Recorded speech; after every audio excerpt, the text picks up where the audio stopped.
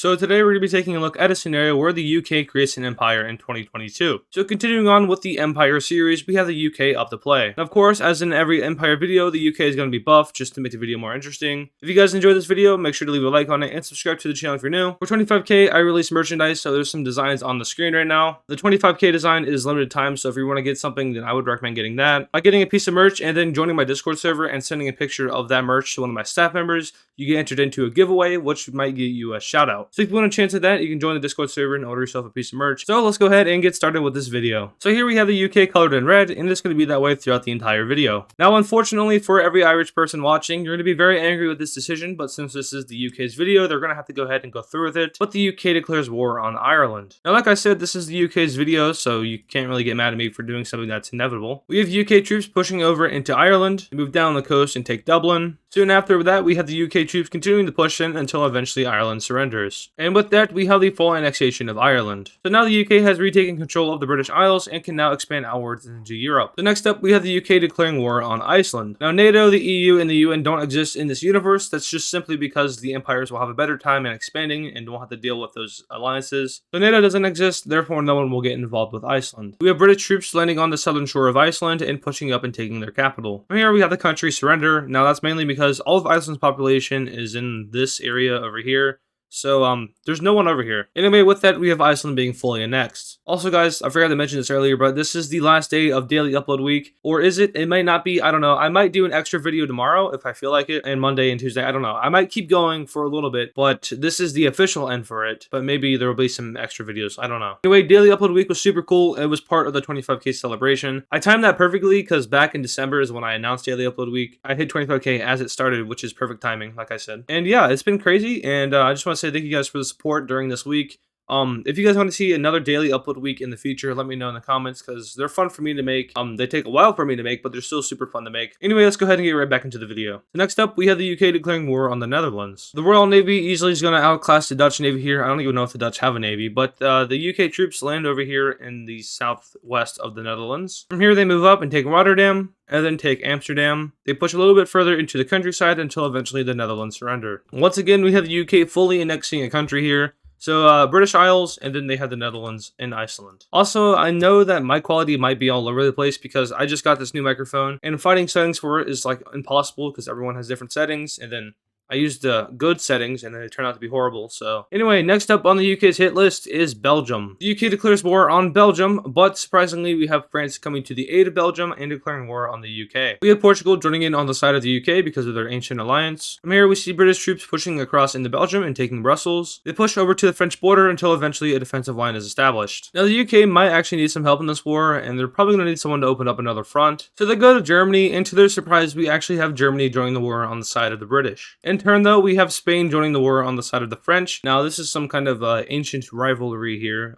We all know the English and the French don't like each other, but the English and the Spanish also don't like each other. So with that, we have all of Western Europe in war, and then there's just tiny old Luxembourg who's just chilling. Anyway, with the supplement of German troops, we have British troops pushing through the defensive and into northern France. Down south, we see Spanish troops cross over into Portugal. Eventually, Lisbon is taken and Portugal surrenders. Over in northern France, we have multiple British landings taking place along the northern coast of France. They then consolidate into one big front line and start their push into France. Now in real life, France and the UK are pretty similarly matched when it comes to military and economy, but like I said, for the third time in this scenario, the UK is buffed for this, so they're going to be able to pull this off. We see the two British fronts meet up and then start to head towards Paris. In addition to this, we also have Germany pushing through the Maginot. Now the UK gets themselves one more ally in this war, and that is Italy. Now Italy joined this war because they saw France kind of falling here, and they could just take advantage of a falling country and get some coastline. In addition to that, they could also take over Corsica. So they move up and take over the entire island. And from here, we see Italian troops crossing the French border. Eventually, all front lines meet up, and we have France falling back. Paris is taken, and after some more fighting, we see France surrender. Now it all comes down to Spain. We see red team forces cross over, but have some trouble moving through the Spanish mountains. The British do pull off a military landing though, and they land in Galicia. From here they push across and down into Portugal. After a lot of fighting, we see Spain surrender. So taking a look at the peace treaty here, we have the red team taking over what appears to be a lot of land, and it is, but it honestly isn't as much as you think they would take. Germany takes back some old imperial lands. The UK takes over the entire coast of France, as well as all of Belgium. Italy takes over Corsica, and a little bit of French land over here in the south. And Portugal takes over Galicia and some of southern Spain. And once again, we have the British expanding Gibraltar and taking over some of the Spanish north. So yeah, taking a look at the British Empire so far, they've taken over Ireland, they've taken over Iceland, they've taken over France, Belgium, the Netherlands, and a little bit of Spain. In addition to that, they've also signed an official military pact with Portugal. So now they're like official.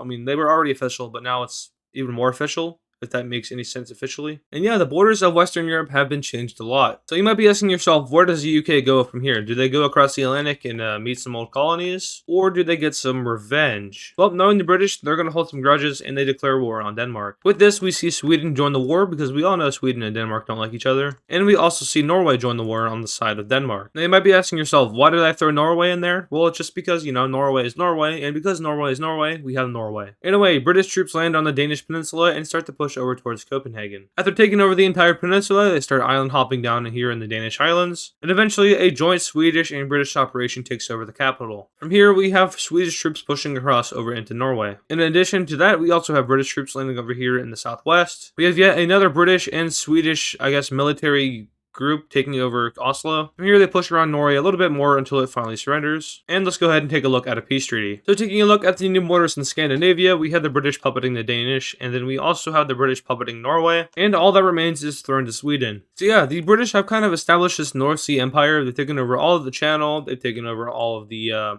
I don't know what that's called in there. And they're taking over Iceland, so that kind of gives them a really nice naval kind of dominance area over this region. Now you might be asking yourself, what about Greenland? You know, because Greenland is sort of a part of Denmark. Well, they just kind of left. They just kind of walked out the back door. They didn't want to be a part of this. So now we have the British go after some of their older colonies. Specifically, we have the Royal Navy off the coast of Nigeria, and eventually they declare war on the country. From here, we have 3 military landings being made. Eventually, these all meet up and start moving into central Nigeria. After losing about half of their country, we have them surrendering, and the British establishing another colony in Africa. And from here, we have the British doing what they do in Africa and expanding. So they declare war on Benin and Togo and take the countries pretty quickly. They then move across into Ghana, capture all the coasts, and eventually that country also surrenders. And from here, the British merge these 3 countries into one big colony. So the British back down in Africa. I'm sure everyone's really happy about that. I'm sure there won't be a giant coalition formed against them, and I'm sure they're going to get away with this just fine. Anyway, the British then look over to South America and look over to 3 certain countries. Now, I know the British only owned one of these, but they go ahead and declare war on all 3. Now, how does France respond to this? They don't. I don't know why they wouldn't.